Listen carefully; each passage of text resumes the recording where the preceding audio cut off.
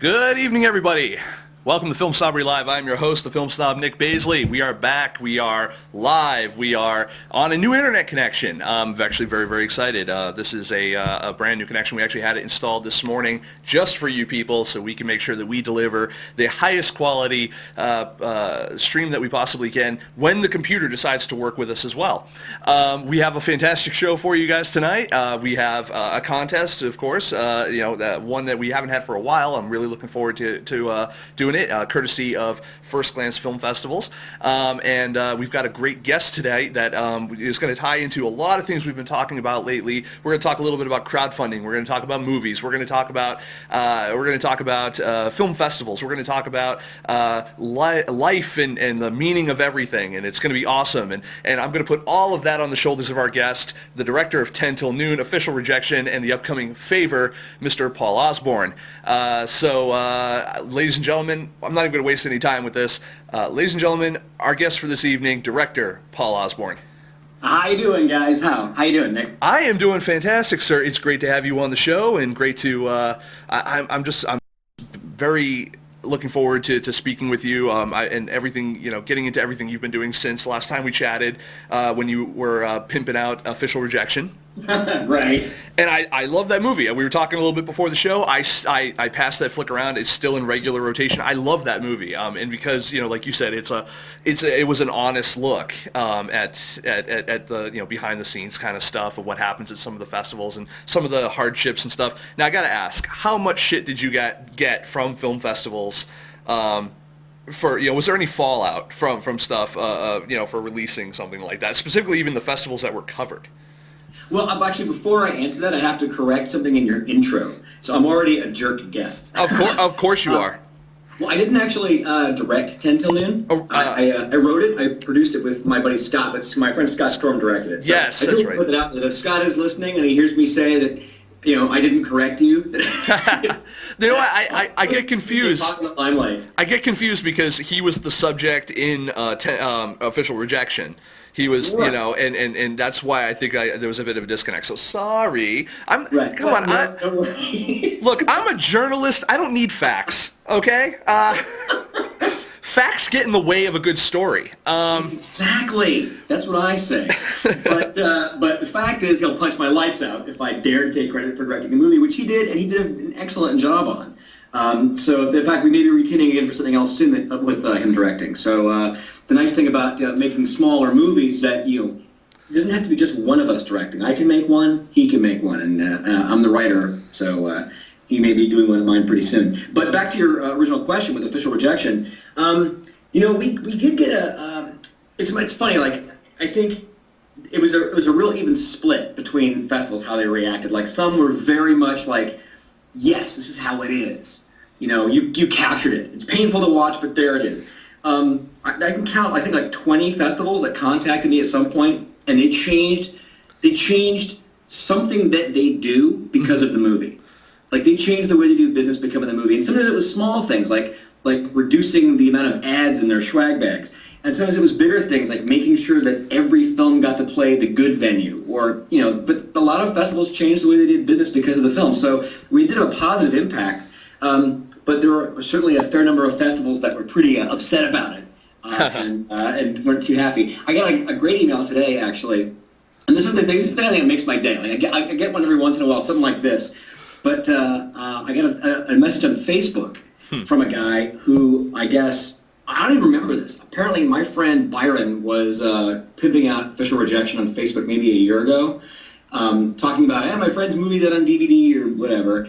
And a friend of his, who I don't know, who I guess is a programmer at Slamdance, chimed in and said, "This movie sounds awful. This can't possibly be good." And he started, like, bad-mouthing, aside on seeing bad-mouthing the movie. This is, what kind of crap is this? Some whiny-ass filmmaker. Maybe you didn't get into the festivals because your film sucks, jerk, and stuff like that. Anyway, the email was from him. He sent me an email. He saw the movie, I guess, last night, and he wrote an email and said, hey, remember when I made those disparaging comments on our mutual friend Byron's chain about your movie, and you were gracious enough not to attack back, and I looked like a complete jerk? Well, I just saw your movie, and I really loved it, and I wish Slam Dance had programmed it. So I'm conceding the point. Hats off to you, sir. And then he went on to say that his roommate also watched it with him, loved it, and was so incensed at what happened to Blaine Weaver in Chicago. He called that guy's number, Lee Allen's number that was on the screen. Yep. Apparently it's still connected. Really?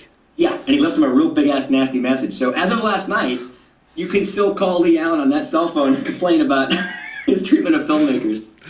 I wish I knew that. I would have flashed the number on the screen tonight. That's awesome. That is. This was this morning. This is like, oh, what a great thing to kind of, when you fire up the computer to find in the morning, someone talking about how cool your movie is that didn't expect to like it.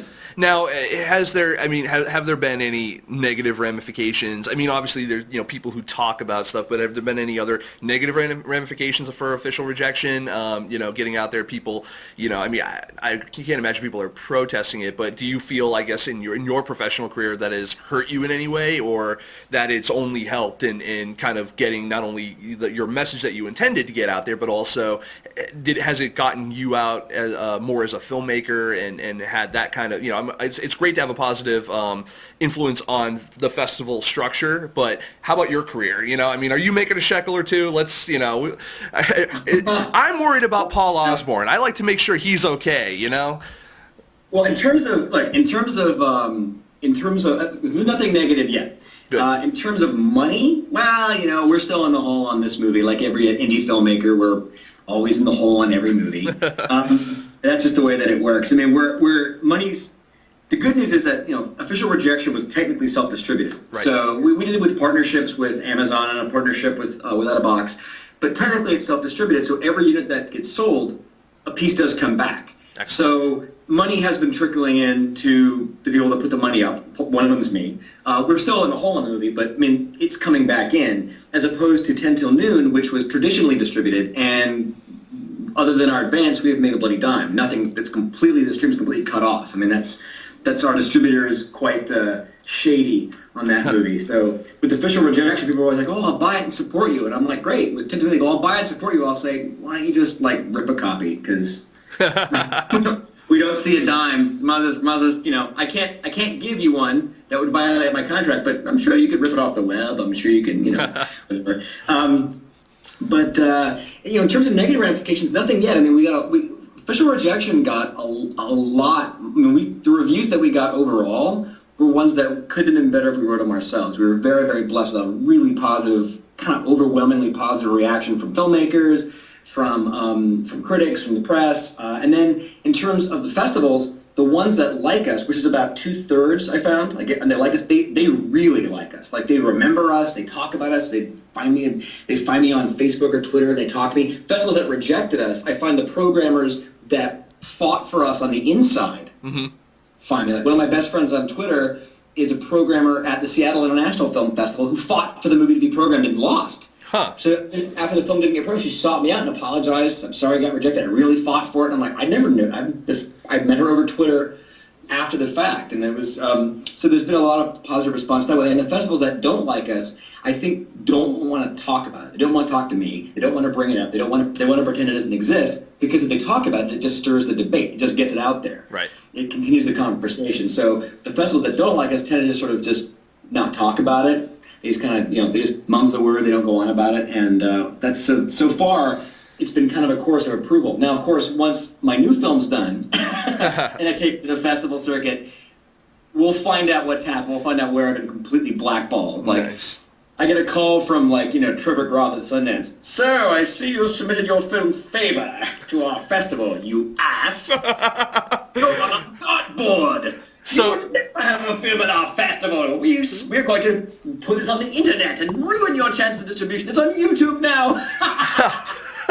I love how you took the evilness and you made them British, as they should be. took Trevor Groth, who's probably a very nice guy, and I just turned him into like one of Darth Vader's lieutenants. Oh yeah, totally. No, he was like Admiral Mahdi about to be like all strangled. No. This film festival is now the ultimate power in the universe. Yeah, exactly.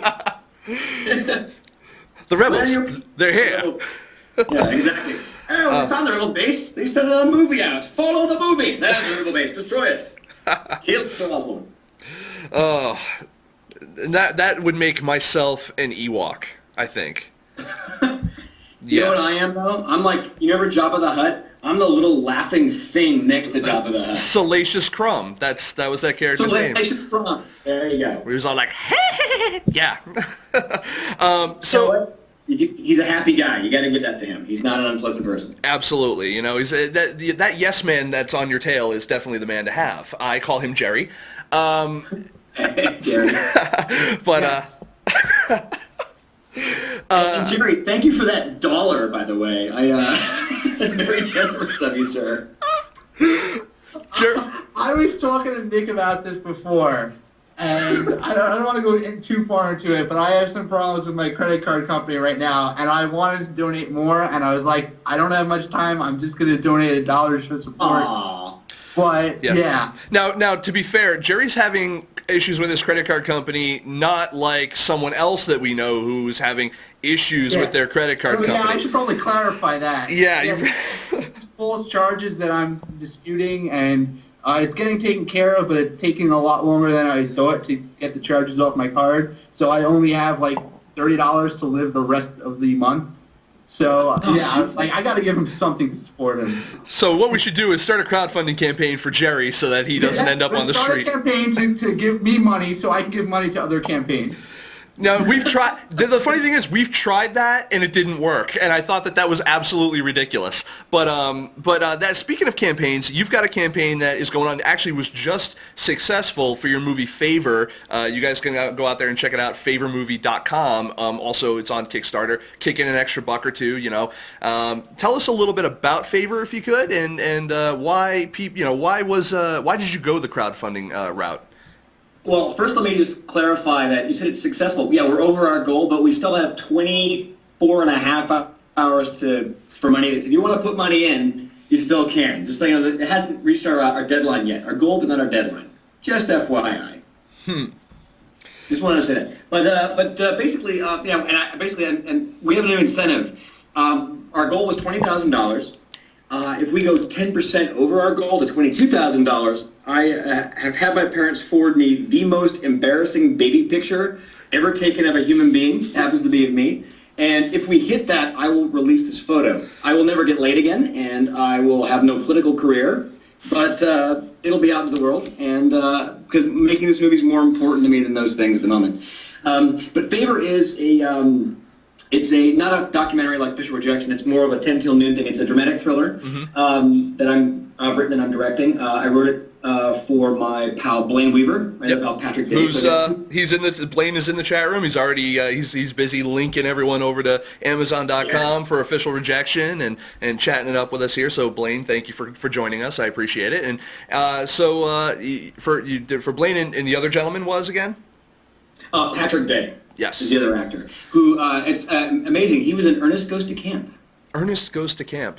Yes, as a child actor. He's the leader of the bad boys that Ernest has to watch over and reform. You know, I will say, the longer I stay in the business here, the more people from my childhood that I run into. I was at the Orlando Film Festival in November, and I ran into the guy who played the main bad guy's henchman on the Swamp Thing TV show. Oh, man! And I'm like, really? He's like, yeah, you remember Dr. Arcane? I'm like, yeah. And he's like, I was his sidekick. And I'm like, I remember that. Wow. And it was, I met him. I met the dude from RoboCop, who the African American dude who was like, do you mind if I zip this up? That guy? That guy. He was at the First Glance Film Festival in Hollywood last year, and not the one that just passed, but the one previous to that. And it's like it's amazing the people that you meet. And next week we have on Ryder Strong and his brother Shiloh Strong. Ryder Strong, you guys out there might remember as he was the Ben Savage's best friend on Boy Meets World. And so, yeah, man, it's just like it's just weird how like all these people that I grew up watching on TV or in the movies now, it's like I get to interact with, and it just goes to show you that this is like it's the best job in the world. You just sort of circle back. It's great. I mean, Pat, I met through social means, and I didn't realize that he'd been in Ernest Goes to Camp. He was a guy that I knew, and then I saw him in a movie called Waiting for Ophelia, which is a terrific little indie, and he was unbelievable. He was so good at it. And I was like, this guy is like one of the best actors I've ever seen. And I just happens to be a friend of mine. And he's been acting since he was a kid. Blaine, also a friend of mine, also a big fan of his, so I thought I'm going to write a piece of material for these two guys to be in. And so that's kind of how Favorite came about. I mean, I wrote it for them. And the premise of the movie is sort of based on the idea that you're good friends to help you move, but you're really good friends to help you move a body. And the idea, I wanted to explore sort of the nature of friendship, and it's about these two guys who've been friends literally since like junior high. They're both in their late 30s, and not that Blaine's playing older. I want to put that out there because Blaine's listening. Blaine is not in his late 30s, but we're gonna play him in his late 30s because he's an actor. He can do that. They're in their late 30s now, and one of the characters, Blaine's character, is having an affair on his wife, so on the side. And his mistress inadvertently dies. It's like falls and dies while they're together. And he's got to get rid of the body. You can't just call the cops. This whole thing will come out. So he turns to his friend, who helps him hide the body. And then what happens is it sort of creates this inequity in their friendship, and the whole thing spins out of control. And that's sort of what it's about. And what drew me to the idea was sort of what is the nature of friendship? I mean, how much is it about a connection, and how much is it about what someone else does for you? Oh, no, and there's that sense of obligation, too. It's just right. Like, and I think that in any friendship, there's someone who always puts in a little bit more into the relationship, right. and another person who takes a little bit more, and sometimes that's called marriage, and You won't go there, Nick. Yes. I'm very happy. My wife is my producer, so that's great. When I have to go edit, she's not going, you have to go work? She's like, go work. And you know what? I think while we're talking about family, now is probably a good time to also call out your daughter is in the chat room here. Yes. And for those of you guys who are watching, maybe not on FilmSnobberyLive.com, we have a very active chat room over here. I encourage you to go on over to our site and chat in this chat room with us. So Bonzo Makes Movies is your daughter, and she's in the other room. Yeah, she is. I'm in our TV room, and she's actually in her room across the hall. She's tipped it in a while. I'm going to grab her charger. She was in the room briefly. She's 13 and a half, and she does make movies. Not really. And I just got through, when I was at South by Southwest in March, I got to see a girl, she just turned 18, she premiered her third feature film at South by. It's Emily Higgins who made she was the girl who made her first movie at age 11. Oh no! Wow. Yeah. She made her first zombie movie at age 11, and then they made the documentary called Zombie Girl about her. And if any of you guys haven't seen it, we have it reviewed over on FilmSnobbery.com. Definitely check it out. I became fascinated just by her, and as she's at South by Southwest with my sucky teen romance, I'm sitting there and I'm watching the movie, and she's 18 and she's completely just like the most adorable person you'd ever see in your life. I explained it to Jerry of like I wasn't attracted to her, I just wanted to buy her school books. I wanted to take care of her, but she pulled, and you'll get a kick out of this, Paul. She pulled you see someone that young, and you kind of forget sometimes, especially that she's been making movies since she was 11. So I approached her while I was there, and we had featured her project on Film Snobbery here, and I went up to her. I was like, "It's finally great to meet you. I would really like to interview you while I'm here, if that's okay." And you'll get a kick out of this, Paul. She pulled the move. Here's my publicist card. Get in touch with them. Wow. Dude, I was blown away. Like, I was just knocked back. I was just like, wow, I just got big timed. Wow. It was awesome. That reminds me of that thing that was on theonion.com. They're interviewing the writer of Fast Five. Uh-huh. Oh, the kid. And it was like a 5-year-old kid. Yes. And yeah, they kind of go boom and they did boom. And I thought it was unbelievably funny. Oh, man. Yeah, that's what it's like. It's incredible. This girl's 11. She's 18 now. She's made 3 feature films, both the subject of a documentary. And Zombie Girl is not a small documentary. I mean, that thing's premiered in Park City. Yep. I believe it took our slot at Slamdance. And it played around the same circuit as that. I mean, it got into a lot of good festivals. It got a lot of great reviews. It's been well seen. So it's really the fact that she's got a publicist now. That just depresses me. Yes, it doesn't it? I mean, even some people I know that are, much older or just even trying to get into the business, they're like, wow, what an overachiever. I feel like I've accomplished nothing in my life now. And I'm like, I know, right? I'm like, I'm not even making movies. I'm just talking about them, and I feel like I'm a slacker. But that, speaking of making movies, favor, and you decided to go and crowdfund this thing. You used Kickstarter. Now, I want also everyone to be on the lookout for an article in the current Movie Maker magazine that Paul wrote about crowdfunding. And now, why, you probably addressed this, you may have addressed this at other times, but was there a reason why you chose Kickstarter over Indiegogo? I did, actually. I did a lot of research on it. The article, when I wrote it, I mean, it just came out a few weeks ago, but I wrote it a few months ago, and it proved really good research for running my own campaign. I was able to really kind of go in, and I talked to the founders, I talked to filmmakers who have been successful and filmmakers that have not been successful. Thank you again for the dollar, Jerry. And I learned a lot. And basically, the big distinction between Kickstarter and Indiegogo is that there's just more people on Kickstarter. Okay. I want you to think of it as beta and VHS.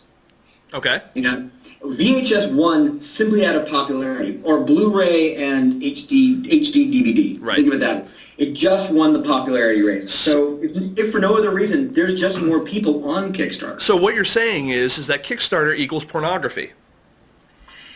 Oh, they won't let you do pornography on Kickstarter. I tried. Oh.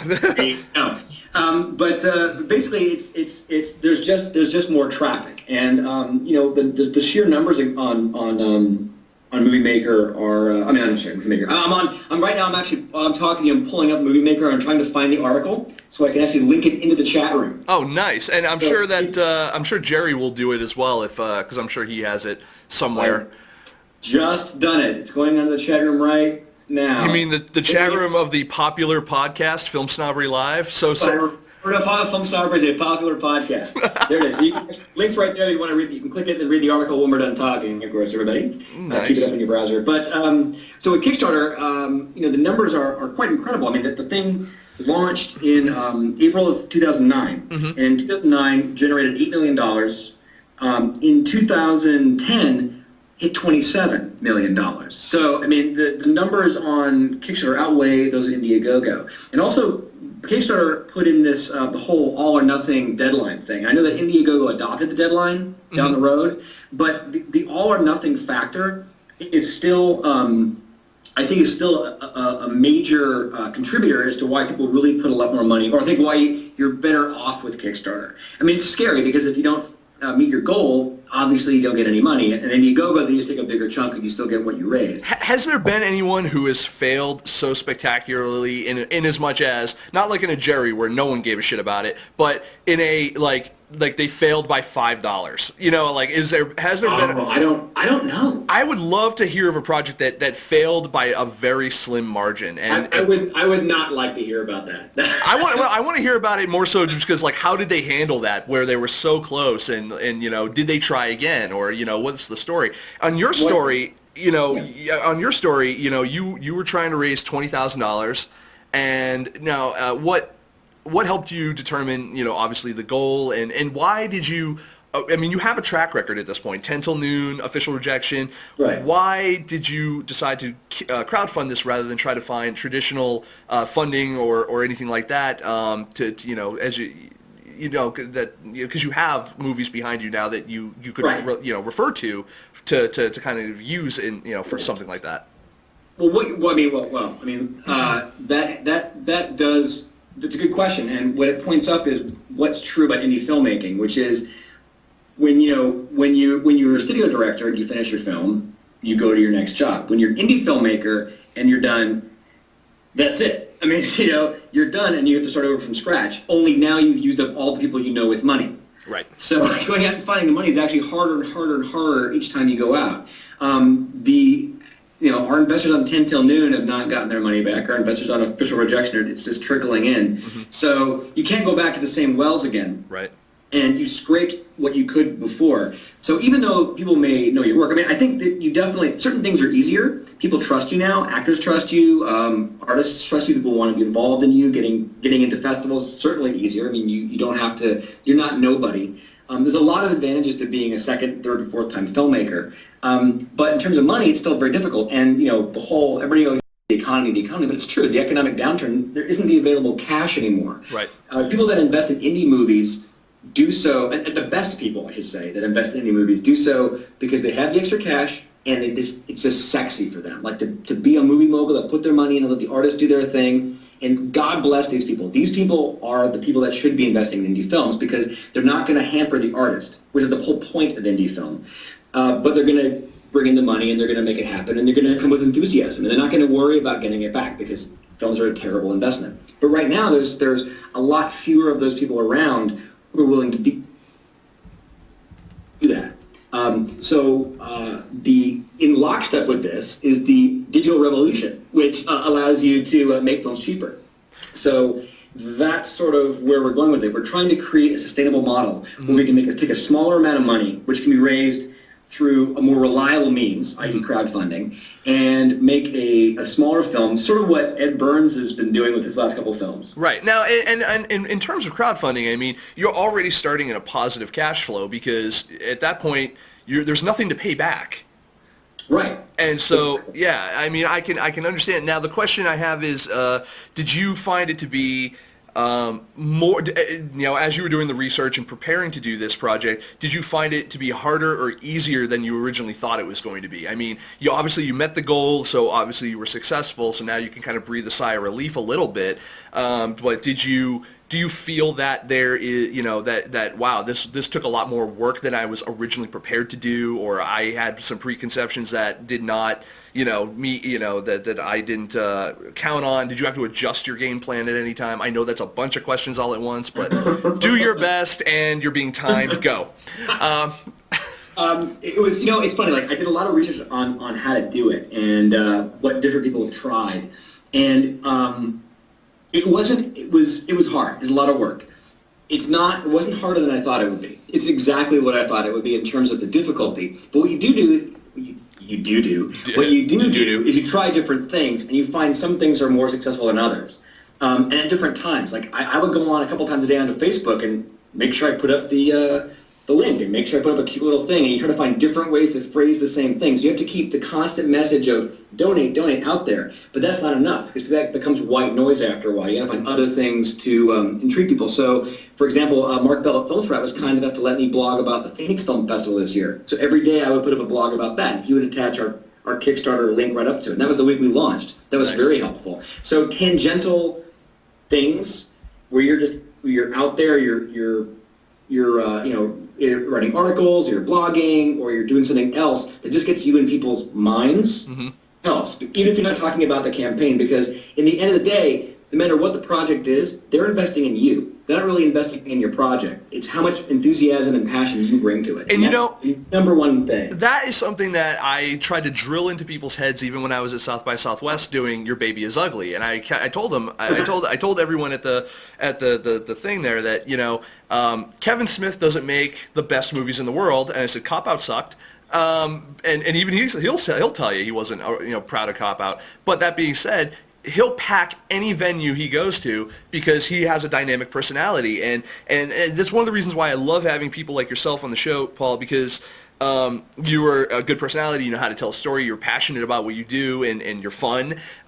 I can't tell you there have been shows where I'm sitting there and I'm just like, I can't wait for this interview to end because this person has, like, they might be passionate about what they do behind closed doors, but they don't have that stage presence, so to speak. You know what I mean? Where, you know, Kevin Smith goes up and he knows how to rile a crowd and tell a story and piece things together and be funny and eclectic.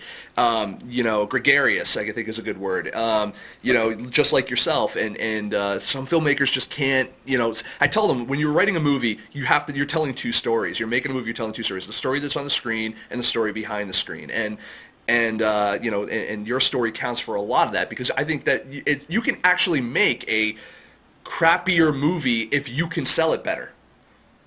It's true, although you should always try to make the best movie you can, and you shouldn't let the other stuff get in the way of that. Right. No. Oh no. This isn't a pass for filmmakers. No. Believe me, I see enough shitty movies that that I would really love it if you would kind of do both. You know, be cool and good. But you've touched on something that's interesting, and that's and this more and more is becoming prevalent. There's a role, you know, the indie filmmakers take on more roles than just directing.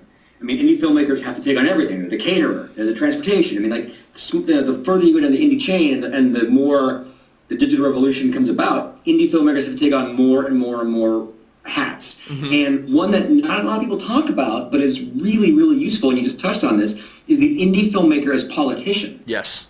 You have to go out and you have to glad hand. You got to show. You can't just, like, you know, I know filmmakers who are really passionate and bottle it up. Yep. And don't go out there and glad hand, and don't walk in the room and go and look someone in the eye and go, here you go, you know, I'm a filmmaker and it's my movie and I love it and I'm so happy to be here. I go to a film festival myself and I wear my press badge, you know, my press pass right out in front of me all the time, and I think nothing, and ask Jerry, he's seen it, I think nothing of going up to a group of people I don't know and just being like, hi, my name's Nick, I'm from FIlmSnobbery, I'm a film critic and I do this other stuff, how you doing, what's your movie, are you here with a movie, blah, blah, blah.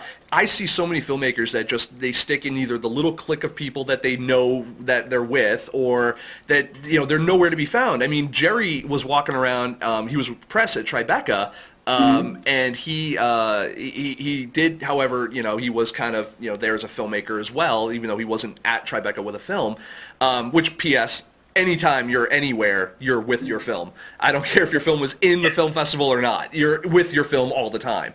Yeah, no, it's true. But he was running into people saying, like, you're the first filmmaker I've run into this entire festival. Wow. Yeah. I gave out copies of my film to all of them. but I've heard that Tribeca is not a terribly filmmaker friendly festival.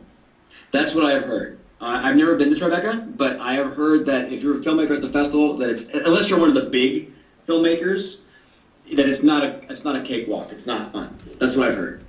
And yeah. Jerry, you can tell me what stories you've heard or not, or maybe you don't want to because they give you a press badge. But I know that I've heard it's not a walk in the park. So. Yeah. And now, but let's go back to, I mean, Favor. Now, you've raised the money. Do you have now, was this, for those of, you know, us that haven't read every part of your description, was this to make the movie? Was this for finishing funds? Was this to get it out there for, you know, festival submissions, stuff like that? I mean, give people, like, a little bit of the story of why you were, what you were kickstarting, I guess. This is, it's production costs. Okay. We're putting, now, and the Kickstarter's not the only money that's going in. We are also approaching traditional investors as well to make up the other half. But we're looking at around a $40,000 budget on the film. So the Kickstarter money is enough to get us going. We can now shoot. Nice. For sure. That's done. Like, I mean, it was amazing. Yesterday we hit our goal 2 days early, and we hit it, and I was like, woo, and I was responding to texts, and I was on the web thanking people and stuff, and it suddenly hit me, and I was like, I just got greenlit. Mm-hmm. I mean, new film just got greenlit. I mean, really, truly greenlit. Like, you know, the Kickstarter thing failed, we would have money for the means. We are approaching other investors, but like, the rubber stamp hit. Bam, we're gone. We're good. We're good to go. We can get through our production, you know. And once we have something, we can approach investors from now until we're on post, and we're good to go. So that was kind of a spectacular moment, I gotta say. But it's strictly for production at this point. We're shooting with the A100, which is back. We're going to do it with a very small crew, and we are casting tomorrow. additional cast. It's kind of nice. And I don't know, we're good to roll. It's very excited. I'm also very excited to report that if you want to film in the desert near Barstow, it's only $100 for the permit. Oh, really? That's very exciting for me because we have big desert scenes, and I'm like, where the hell are we going to go in the desert? I don't want to guerrilla this and suddenly get shut down by state troopers out in the middle of nowhere who could do God knows what to me. I actually know people in Barstow. Do you? I do. I know someone who owns a furniture store out in Barstow, and people who live out there who have come and stayed with us and hung out. So I guess I'll say hi to Sam for, if she was there. Now, I have to ask only because, and don't feel bad because your daughter's in the chat room. Better moment in your life, completing your first movie or the birth of your daughter? Oh, wow. Which child? Exactly. Actually, I got to say it's the daughter. Oh. I'm not saying she's in the room. My kids are everything. Smart man.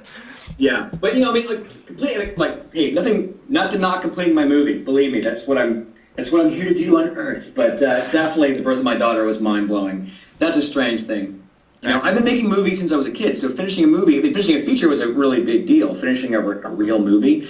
But I'd finished smaller films. You don't make, home kids. You don't make pre-kids. You have your kid, and you can't believe that, biology works. That actually made a person. It's a strange, strange thing. And the second thing that occurs to you when your kid's born, you're overcome with emotion is, wow, this means death is probably also real. Yeah. Wow, birth, you can actually make people with your body. That's real? Yeah, you're probably going to die one day then. Damn it. That's a very strange thought. But if you make a good movie and you get it to an audience, and it's one of those things where, that lives on, yeah. Lives forever. So let's go back a little bit here to you did your the Movie Maker article, and you now have completed, or at least you have a little bit of time left, but you've reached your goal with Favor. I do still encourage everybody to head on over to Kickstarter.com and check out Favor and donate a couple bucks still if you can, because first of all, if we hit 22K, we get a nice embarrassing photo of Mr. Osborne, and that would be awesome. And I would pay to see that, literally. It's the thing. You can pay to see me humiliate. As I think I said to somebody, if you like me, it's going to be funny. If you like me, it's going to be funny. And if you don't know me, watching someone be humiliated is always entertaining. So it's still funny. Exactly. Now, did you do any type of research in terms of also perks that are offered for the Kickstarter campaign or a crowdfunding campaign in general? Oh my God! I just hit refresh on Kickstarter. We went down $10. Ow! Someone's in trouble. I did actually. What I encourage you to do if you want to run your own campaign, either on Kickstarter or Indiegogo, is for several months become a backer. Back other people's projects. It's really easy to take. It's better to give. I mean, honestly, and the thing is, I still back projects. I have a problem because there's so many projects I want to back. I can't back them all. Right. But if you become a backer and then you start following the updates and you sort of see what works, you follow a campaign and find one early. I would suggest going on, finding a movie you know nothing about that's launched a couple of days ago, that you don't know anybody that's connected to, just something that you think looks cool, and donate to that. There was a film called Locked in a Garage Band that I found just wandering through Kickstarter. I didn't know anybody involved in it. I donated $25 or $35 to it. And I watched it go, and they raised the same amount of money that we did, $20,000. And you learn a lot about how campaigns work. You learn and you watch how they ebb and flow. I mean, most campaigns raise most of their money in the last couple of days. And there's a lot of dry days in the middle. So it's good to sort of see that from other campaigns and then watch them either be successful or not. And you sort of learn what the patterns are, because there are days when no one's backed your campaign. And you get really scared, and you start to put it all in perspective. But if you've seen other campaigns go through the same thing that were successful, you sort of recognize it and go, okay, that's going to be okay. And you also kind of see what works in terms of filmmakers talking to their audience, to their updates. And if you're running a campaign, your updates are very important. You want to stay connected to those that backed you. You want to reward them for their faith in you and can keep them involved in the project. They care. And what's great is this whole all or nothing thing Kickstarter does. It generates serious suspense as these campaigns go. So I've seen campaigns that are a couple $1,000s short with a few hours to go, and everybody's on Twitter, come on, donate. And you sit you refresh the page and you watch it go from hours to minutes, and you watch the numbers go up, and come on, it's very involving. It's like waiting for your horse to come in, and you're like, come on, lucky it's seven. It's like watching a sporting event for like film nerds like me. And then and then also with the rewards, you sort of look at the rewards that appeal to you. I usually do no reward. Because I want the filmmakers to take the money and use it. But if there's things that you want on there, it's curious to see what's sort of appealing. If you decided on self-distribution at the outset, I think giving away your DVD or digital download's a really good idea. You're essentially pre-selling your movie. I think if you're doing $30, you get a DVD of the movie, or $30 you get a digital download of the movie. You're basically you're distributing your movie, but you're pre-selling it to your audience, so they get it. But if you do that, you're pretty much foregoing traditional distribution. Like if a distributor says, well, we want to buy your movie, but we saw that when you were raising money for it, you basically sold 500 copies, you diluted your market. Now, as someone who does, you kind of talking about distributors and stuff like that, and is your plan to kind of go the traditional festival route with this, or are you going to go to are you going to try smaller venues and self-distribute again, kind of like a official rejection type of thing, or do you have kind of a plan already mapped out for favor? We don't. Well, what we're going to do, the thing that the problem with mapping something out is that you don't know what the marketplace is going to be like. Right. Someone said, approached me about doing a documentary about distribution, sort of an official rejection sequel, and I said, the problem is it would take me so long to make the movie that by the time it came out, the information would no longer be valid. It's changing so quickly. So it's hard to say what it's going to be like in a year or a year and a half when this film's ready to go out and be sold. I do think we're going to do festivals just because between myself and Blaine, we have such a good relationship with so many that we could really take advantage of the circuit. I mean, we're not nobody anymore. We've been on it before. Him twice, me twice. He's got a new film coming out called 6 Month Rule, which is going to be playing some festivals probably. So we have a really good pool of festivals that already believe in us, that we can take the film to and not just be the blind submission. We have a good chance of getting in, and we have a good chance of getting featured to the audience that they already know our work, and so it's got a good chance of getting good audiences and being seen and getting some good reviews. I should say getting reviews. I hope they're good, but I trust that they will be. But I think beyond that, we're not really sure, and that's why we didn't do DVDs of the movie or digital downloads of the finished movie as rewards on ours, because we may go the traditional distribution route. I mean, there may be other models that appear, and we don't want to dilute the potential audience. We don't want to pre-promise a form of distribution that we can't necessarily deliver on. If we're not going to self-distribute, we shouldn't offer copies up to backers, because that would be 260-some DVDs out there. Right. Out of maybe 2,000 units that they would sell. And those DVDs do cost money to produce as well. So and that's on top of the probably the review copies you're already going to give out, and festival screeners and all the other kind of fun stuff. So you could easily go churn through 500 or more DVD copies, and that costs dollars. Right, it does. I mean, we did different kinds of rewards. And that leaves the door open for doing either traditional distribution or some sort of hybrid distribution. I think hybrid distribution is sort of, I see where it's going, because even if you technically self-distribute, you still have to partner with companies to carry your movie. You still have to deal with Amazon, and you still have to deal with Netflix, who's becoming very indie unfriendly, by the way. Mm-hmm. You still have to deal with Hulu and iTunes, and often you have to go through an intermediary. And it's great that Ed Burns is doing what he did with Nice Guy Johnny. It's terrific. I mean, he was able to take a film that he made for $25,000 and do a festival run with it, and then release it through VOD, on demand, and DVD all at once. That's great. But don't for a second think, if he wasn't Ed Burns, this A-list actor and known indie director with a big track record going back 15 years and a Sundance alumni, that he would have had a shot in hell of getting that done. Yeah, no, absolutely. Yeah, I mean, John Sloss arranged all that for him. John Sloss, it's harder to get to John Sloss to represent you than it is to get into Sundance. I mean, he's the top guy. He arranged all these deals with Time Warner and all these companies, but he's been working with Kevin Smith for years. That's Kevin Smith's lawyer. Right. So, but John Sloss is the #1 sales rep indie sales rep in the world. Yes, sir. And he is everything he touches turns to sold. Put it that way. But I think that with Ed Burns sort of doing this, it legitimizes this method. It legitimizes this sort of hybrid process. And the hope is that as it seemed to be successful, other companies will emerge that will go, hey, we'll negotiate with Time Warner for you, and we'll negotiate with Comcast, and we'll get you an on-demand deal, and we'll get you into Netflix, and they'll sort of these hybrid processes where there's sort of a service that does these things for you that a distributor would do, but you retain all the rights and you get your slice of the pie. Now, of course, what's going to happen is that's actually how distribution was supposed to work originally, before they began to rig the tables, and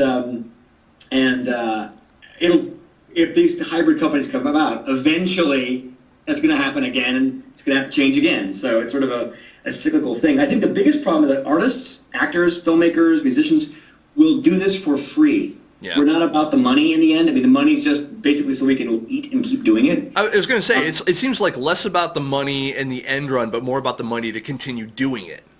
That's all it is. If I get to sustain myself doing this, I mean, if I had a patron just to make movies, I'll pay your expenses, you'll never actually accumulate any money, I would be completely fine with that. Yep. That's the thing, like the business world, it's not a conscious thing, but because artists will work for free, the business world always sort of slowly rigs the table so that the people who aren't actually making the art make all the money. Lawyers, agents, distributors, I mean, think about what this is. Distributor takes a movie, the last millimeter of a 1,000-mile journey, and they get all the money. I mean, all the money has to go through them, and it's up to their goodwill, really, to whether to pass it back to the filmmaker. Yep. It's really an astonishing system, and they've rigged it so that everybody's relying on a distributor, because the distributor is the only one that sort of knows how to get over the mountain, because they have a certain amount of material coming through, they have these channels, and the outlets want to deal with people who have an established business model and an established amount of quote-unquote product. I hate when people use the term product to refer to films, but for the distributor it's applicable. They have a certain amount of product coming through that they want to, we'll move this. And they look at it as a purely business decision. And the filmmakers who did all the actual work kind of get screwed. Unfortunately, it's always a cycle of that, I think. Yes. But I think we're in a place where these old distributors are kind of being wished away and there's something new coming out. And it's not as easy as a lot of people say it is to self-distribute. You do have to partner with other people, and it becomes more of a hybrid piecemeal distribution situation, but who knows what it will be in a year or two. Yep. Kevin Smith and Ed Burns, you can't do what they do because you're not them, but thank God they're doing it, because I think they're going to hurry about a revolution or a change that really needs to happen. I agree. I actually do agree with that. And,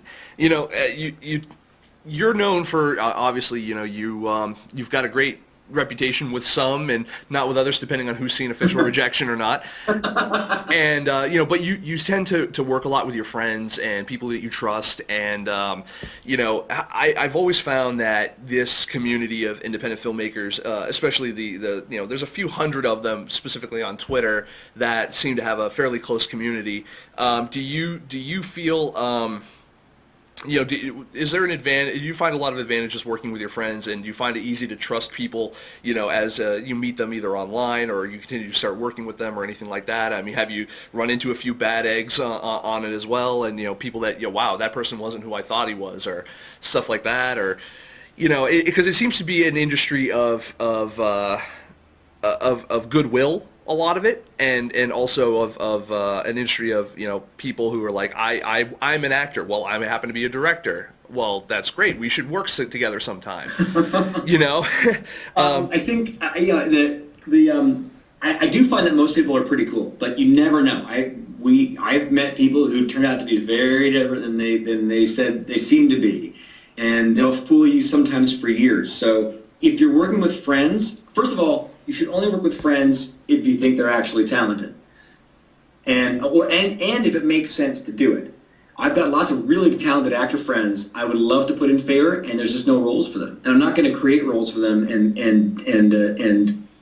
create create an inferior movie. Mm-hmm. The movie is the screenplay is exactly as it needs to be. If I started throwing in role for my buddy Gary Weeks, for example, is a terrific actor. I would love to work with Gary. Now I realize I had to write something for Gary, but there's no role for Gary in this movie. And if I just throw in a role for Gary, well, then every character in that film is there for a specific purpose and reason in the story. So you should only work with friends when it makes sense, if they're talented as well, and if it makes sense on that project to work with them, which means I have a small pool of people that I'm working with and also a larger kind of pool of people over here that I would like to work with one day, and hopefully will. And this show, he's slumming it right now. So there's that. But also, if you work with friends, and working with friends, if they're talented, working with friends is great because you already have a shorthand. There's already a built-in creative trust and financial trust. And those things are great. But you should always still get it in writing. You should always get it on paper. Everybody should be protected because sometimes, every once in a while, there's some douchebag you didn't know was a douchebag. Yep. And suddenly pulls the douchebag card on you. And I've seen so many movies and so many projects go down. A friend of mine wrote a great screenplay about the Reagan era, about the CIA during the 80s.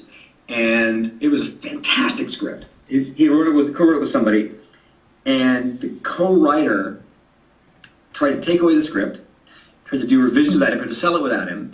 They ended up going to a lawyer, and it's still going on. It's been like 8 years, and this script is never going to see the light of day because this guy has decided to go rogue. Huh. And unless my friend just gives up the script, And that's unfortunate too, because I mean, at that point, you're not necessarily even just screwing with the guy who created the script. I mean, you're screwing with a potential production of people, like it could have tens of hundreds of people or dozens of people involved in creating something that that person, it might have been the brainchild of that person, but that, I mean, if you really want to look long tail on it or long term, I mean, you're technically taking jobs away from people. You're taking money out of people's and food out of people's mouths, and also the opportunity to get noticed for other people and the writers, directors, etc. So yeah, I know so many. My buddy Scott Storm on his new movie, We Run Shit. It's a documentary he did, and they're having problems. They may not be able to release it because of internal squabblings and difficulties, because things weren't put down on paper first. So it's always important to put down in writing what you're doing. Yeah, I agree, and there have actually been times even in what we do that I felt the same way. But I want to, again, encourage everyone to head on over to Kickstarter.com, check out Favor. Yes, they reached their goal, but that doesn't mean they can't reach higher. So even if you guys... Yeah, $20,000. We can make a movie on that, but we can make even a better movie on $21,000. That is true. And I always tell people, we understand that for a lot of people money's tight, and sometimes the best thing that you can give people if you don't have money is time and a little effort. So if you think that other people might be interested in Favor, you can go ahead and tweet out or Facebook this project, and or just mention it to other people. We still got a couple of days. We have a couple days left. 23 hours. 23 hours, less than a day. Hours. Less than a day left, people, and to get this. And this ain't PBS. I have a tote bag, but it's not for sale. Got it from one of my favorite film festivals. Second favorite film festival, the New Hampshire Film Festival. Which, by the way, Paul, if you're ever up in this neck of the woods, I highly recommend you try to catch. New Hampshire Film Festival. I got to tell you, man, it is. Epic is a good word for it. It's like a mini Sundance over here. They take over the entire town of Portsmouth, New Hampshire. Last year they had like 9,000 attendees in a town that has maybe 3,000 people in it at any given time. And it's a lot of homegrown movies, really good panels. Everything is within walking distance. But here's the other thing, and this is the most important for the filmmakers. Every movie I went to try to see there last year, I couldn't get into because it was, even standing room only, was sold out. Are you serious? I shit you not. I love hearing this kind of stuff. And it's such a great atmosphere. Great atmosphere. The people who run it are really positive people, and there's no scary undercurrent or anything like that of it. Like, you never hear anything like, oh, did you hear about the scandal behind the scenes or whatever? There's none of that. It's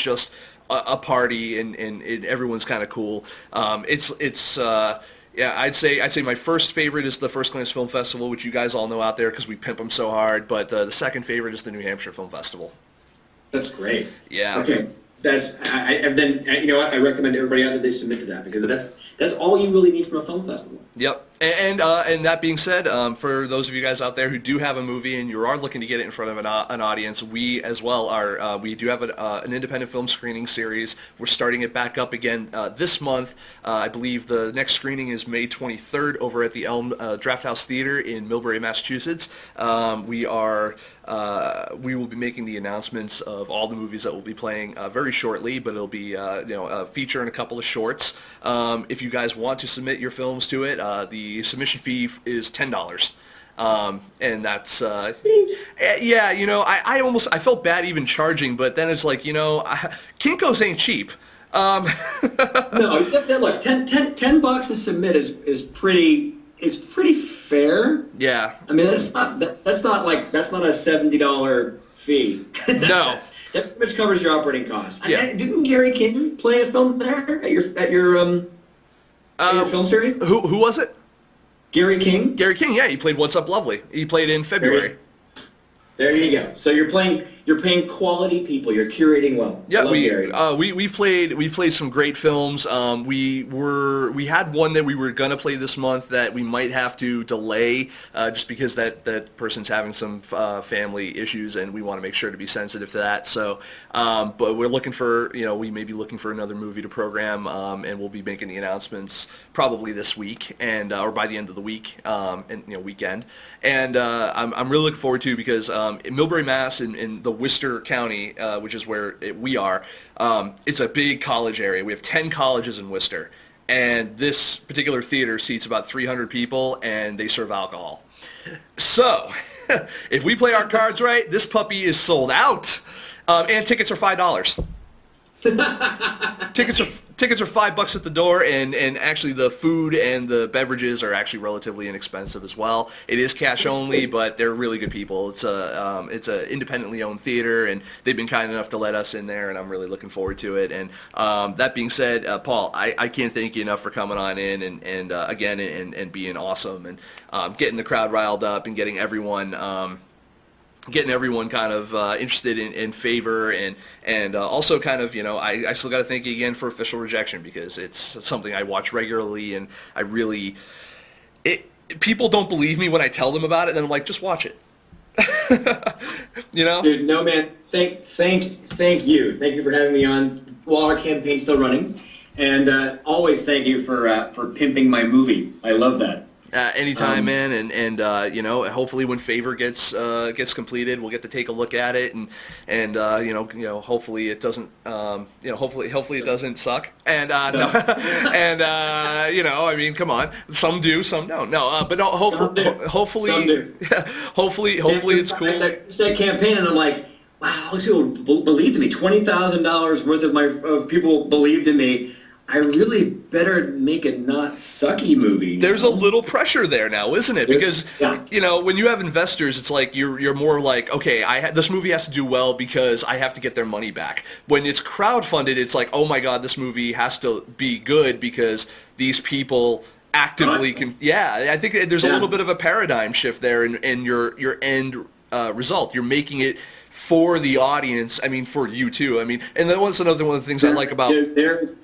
They're like, the eyeballs are on it now. Yeah, and and I'm going to say to the audience here too, that's one of the things I also like about Paul. He's one of the most egoless filmmakers out there, and I mean that in a positive way. I mean, there are a lot of filmmakers out there that I talk to that they let their ego get in the way of their filmmaking, and they make things for themselves versus making it to be seen, and which again was the kind of the crux for Your Baby Is Ugly, and Paul has always struck me as a guy who's like, nah, I'd rather make stuff that entertain people, and I'd rather, he's always been more interested in I'm talking to him like he's not here, but he always seems like he's been more interested in getting to the root of stuff and being honest and open and transparent about everything. And you can check out his Movie Maker article in this current issue. You can check out what he's been doing with Favor over also at favormovie.com, also on Kickstarter, obviously, like we've been saying. Follow him on Twitter at Paul Makes Movies, twitter.com/Paul Makes Movies. And, kind of just keep up on what's that. And if you guys haven't checked out Official Rejection yet, you have to. If you're a filmmaker who goes to film festivals, or you are a filmmaker who's about to go to film festivals, it's a really great insider look. And Paul is just, it's always great having you on. Thanks, Ben. Thank you. I love being on. I love being on your very popular podcast. Very popular. Thank you, sir, and good luck with Favor and the production and getting everything done. Please keep us updated, and hopefully when it gets released, we'll have you back on and we'll chat some more about it. And hopefully maybe if it meets our high standards, and bear in mind we'll be showing Stuck Like Chuck, so we have low standards. Maybe we can get it in front of our audience at a Film Snobbery Presents event, and Sure. that would be great. And we are going to be showing Jerry's movie, not this month, next month. Everybody should see it, by the way. Honestly, if you were to show, if you had to pick between mine or Paul's, I would go with Paul's. Oh yeah, so would I. I'd go with Official Rejection. Yeah, I'm going with yours, Jerry. There's a word here called default, and that exemplifies my choice because you're the default selection because no one else has applied yet. No, but no, I would play Jerry's movie anyway. I think Jerry's movie is a summer movie. It's a college town. It's a movie about kids in college, and I They'll could get drunk, so they'll enjoy it. totally exactly. Come on, so. Again, sir, thank you again, Mr. Osborne, for coming on, and Thanks so much. have a good one, sir, and we'll chat with you again soon. Yes, you will. Thank you so much, Nick. Thanks, Jerry. Anytime. Bye. Bye, guys. Good luck with the rest of the campaign. All right, so that was our guest, Paul Osborne, and again, go check him out on Kickstarter.com. Check out Favor. We want to then, we went kind of over on this show because we were so excited to finally have an internet connection that works. What we are going to talk about our Indiegogo project of the week. I do want to go get to that. Before I do that, I actually want to go ahead and I want to throw a little bone out to our good friends at Indie Picks Unlimited, and then when we come back, we'll be starting the contest. We'll be having our contest, which also ties in nicely with our guest for tonight, Paul Osborne, who wrote a wrote a article for Movie Maker magazine. Well, guess what? We're giving away a 1-year subscription to Movie Maker magazine, courtesy of First Glance Film Festival. When we come back from our little break here, Jerry Cavallaro, co-host, will tell you guys how you can win. So stick around. We'll be right back.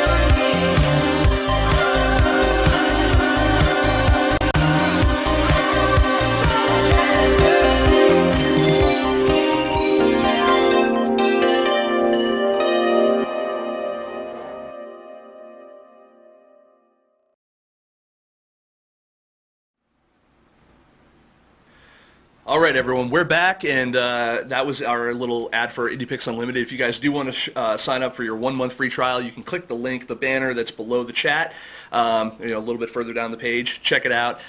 They're like the Netflix for independent film. If Netflix has shitty independent film selections, these guys, that's what they're all about. So if you're looking for some cool titles, I've scoped them out myself. I've got a subscription. They've got some really good titles up there. I'll actually be, hopefully the idea is that I'll be reviewing some of those titles in the very near future. future so that we can, give you guys a little bit more information on what's available out there. But what I want to talk to you guys about right now, and actually I'm going to defer over to Mr. Jerry Cavallaro for our contest for this week, a giveaway for a 1-year free subscription to Movie Maker magazine, which Mr. Cavallaro has a little bit in. He's a part of the article that was written by our guest tonight, Paul Osborne, about crowdfunding, and we're mentioned a very little one-sentence thing as well, which is cool. So Jerry, what did we come up with for a contest for this week? Okay, so for the contest for the week, you have to be quick with your tweets. I'm just going to put something in the chat room right now. The first person to tweet it out will win a 1-year subscription to Movie Maker magazine. So I'm putting it in the chat right now. And First Glance Film, I hope you do like it. It's mentions you, so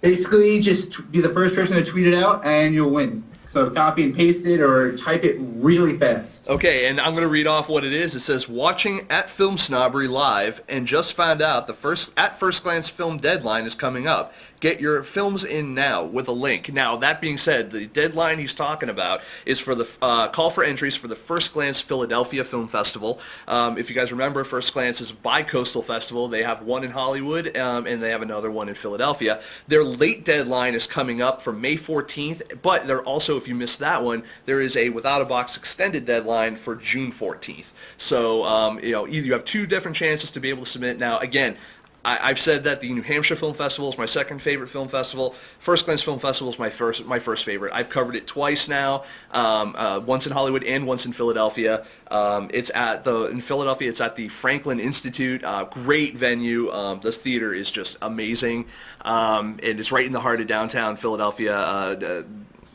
Our good friend here, Bill Ostroff, the festival director, knows how to throw a party, a good after party. He's got some great selections of films. We've screened a few of his selections for his First Glance Hollywood that just passed. We screened Sudden Death, which is a comedy musical that they showed there as well. We've also screened previous Hollywood screen there as well, Meth, which is a short by Michael Maney that I showed it at our FIlmSnobbery Presents while we were at the Palace, and I love that movie. I think it's a really well done movie. Jerry, what did you think of that movie? Meth. I really enjoyed that one. I remember I asked you to have the DVD afterwards because you said you had an extra and I didn't get it. That's how much I enjoyed it. So there you go. Yeah, I'd like to see it again because I missed some of the dialogue in the beginning because I had to stick in the projection booth. Yes. Jerry liked it so much. I'm just trying to use as much of my time as possible. Jerry liked that movie so much that he tried to get a free copy of it from me. But what we're gonna do is, Jerry, just keep tabs in Twitter if you could on. I'm the winner. I'm just checking the timeline to see because 2 people tweeted out. Well, one person has a private account. Oh. So I just want to make sure who got it first. Okay, now that. But we're not revealing it. We're not revealing the winner now. We're going to reveal the winner at the end of the show, so you guys have to stick around to see if you won. Jerry, hold on to that. I'll cue you again when we're going to do it. But what I want to talk about now is our Indiegogo project of the week. Our Indiegogo project of the week is followed by John. Not John. James. It's on the freaking screen, people. I can't read tonight, and it's getting late because we've gone a little over on our show. I love it. But it's by James Kicklighter, and he's on Twitter. He's at James Kick. You can actually check this out, www.indiegogo.com/followed, and they've got a very easy goal. They've got a $5,000 goal, and they've already raised a little over $1,200. So they're a good way, part of the way there. I highly recommend if you're going to donate to one project tonight and you're deciding between Favor and Followed, make that decision because they've Followed only has 4 days left, and Favor has paper has 23 hours left. So, decisions. But Followed, definitely check it out. I'm going to play you guys their pitch video, which I believe is a trailer for Followed. I'm going to play it for you right now, and when we come back, we'll wrap up a little bit here, and we'll announce the winner of our little contest from First Glance Films for their 1-year subscription to Movie Maker magazine, which includes an article written by tonight's guest. So see how all of that stuff ties in? I love it. It's a beautiful thing. So you guys hang in there, and hopefully you guys enjoy the little trailer here for Followed, and when we come back, we'll deal with the rest. So stick around.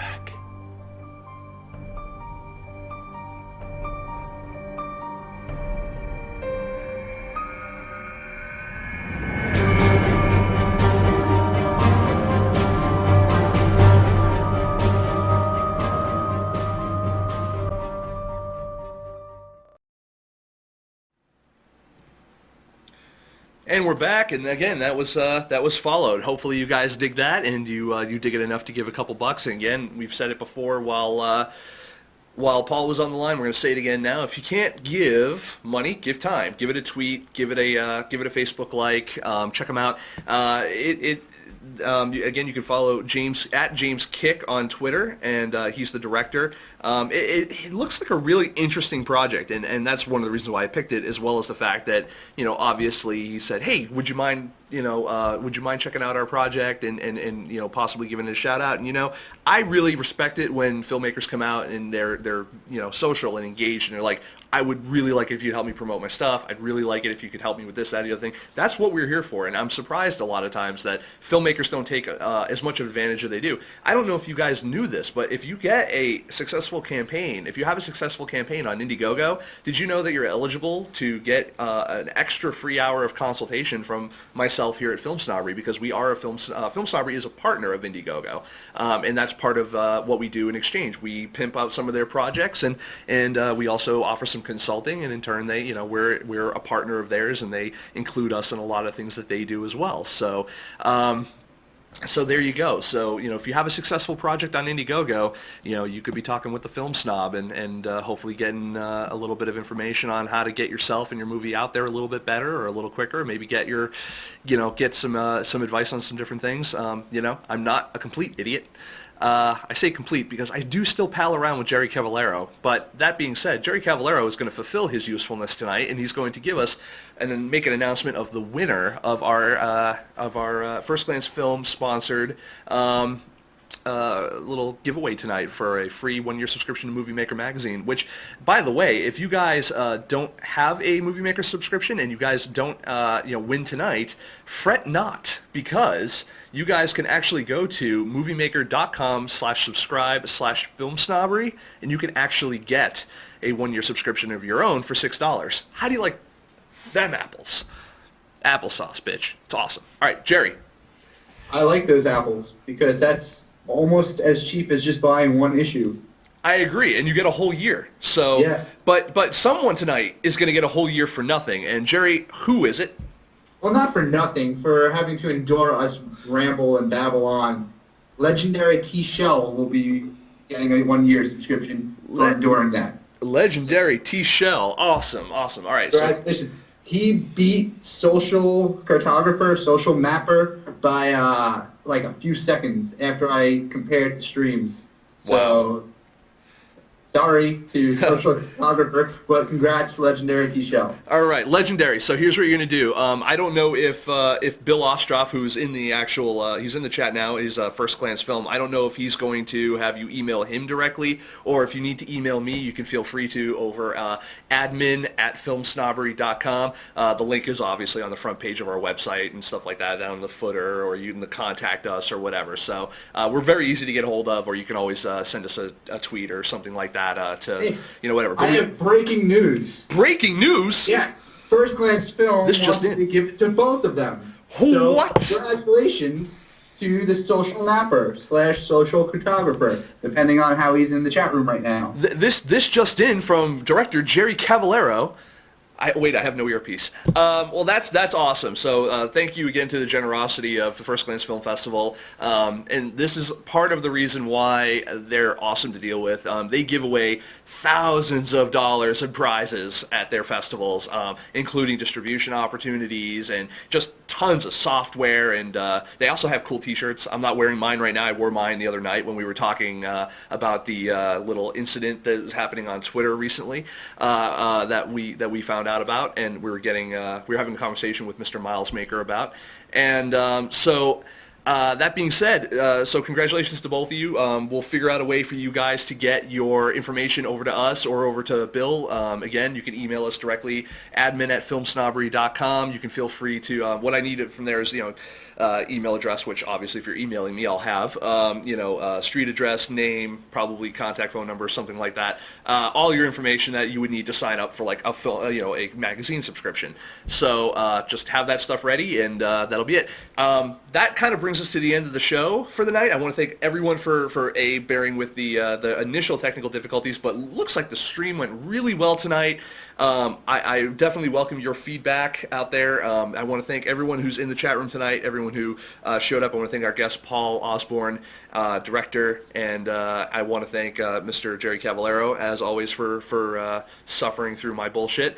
And I want you guys to all join us again, same time, same bat channel and whatnot, over at FilmSnobberyLive.com next Thursday, 10 p.m. Eastern Standard Time. We have Ryder and Shiloh Strong, directors, actors, of their latest release, The Dungeon Master, which just played at Tribeca. And they're going to talk about that. They're going to talk a little bit about, their careers and what's going on there. And we'll have another contest, most likely. We'll have a little bit more to talk about. We'll have another Indiegogo Project of the Week. And unfortunately for all of you out there, you'll have me. So I want to thank everyone for coming again tonight, and I want to wish all of you a good week, and we'll see you next time. So, Jerry, do you have anything to say on our way out? Nope, you rambled enough. I rambled enough, so... Yeah. Have a good week, everyone. Have a week, people. Although I can't use that. That's Kevin Smith's. So, we need a sign-off. Spy have a good sign-off? We need a sign-off. We don't. That's the thing. You know what? That should be another contest maybe next week. Whoever gives us the best sign-off will win some other prize. Because that's what we don't have. Planet Earth. Yeah, stay classy, Planet Earth. No, that doesn't work. We need a good one. So maybe we'll think about that for a contest for next week. Stick that one in your craw and start thinking about it. So, good night, everyone.